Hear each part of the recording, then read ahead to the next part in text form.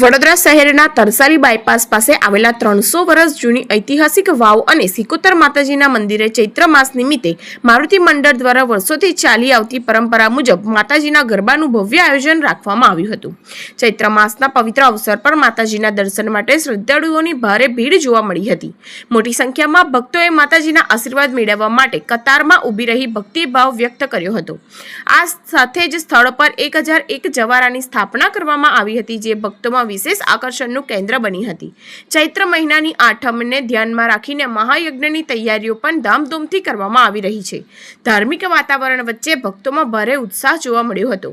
મારુતિ મંડળ દ્વારા દર વર્ષની જેમ આ વર્ષે પણ ગરબાનું આયોજન કરવામાં આવ્યું હતું, જેમાં ખેલૈયાઓએ પરંપરાગત વેશભૂષા અને ટ્રેડિશનલ ડ્રેસમાં મન મૂકીને ગરબા રમી ઉત્સવને રંગીન બનાવ્યો હતો। ભક્તિ અને સંસ્કૃતિનો સુંદર સંગમ અહીં જોવા મળ્યો હતો। ગરબા પૂર્ણ થયા બાદ માતાજીની આરતી કરવામાં આવી હતી, જેમાં તમામ ભક્તોએ ભાવભરી હાજરી આપી હતી। કાર્યક્રમમાં મહેમાન તરીકે વડોદરા ભાજપના નેતા ડોક્ટર વિજય શાહ તથા ભાજપની ટીમ ઉપસ્થિત રહી હતી અને આયોજનને વધાવી લીધું હતું।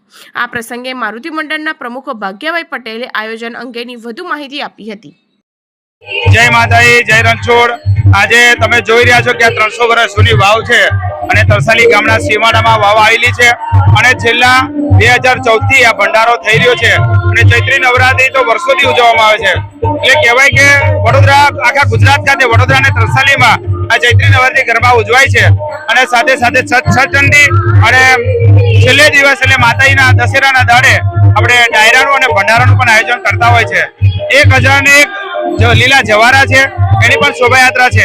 એટલે કહેવાય કે માં સિકોતરની વાવ છે અને 18 વરણ બધા ભક્તો ગરબા રમે છે। ભાગ્યભાઈ પટેલ, મારુતિ મંડળ પ્રમુખ।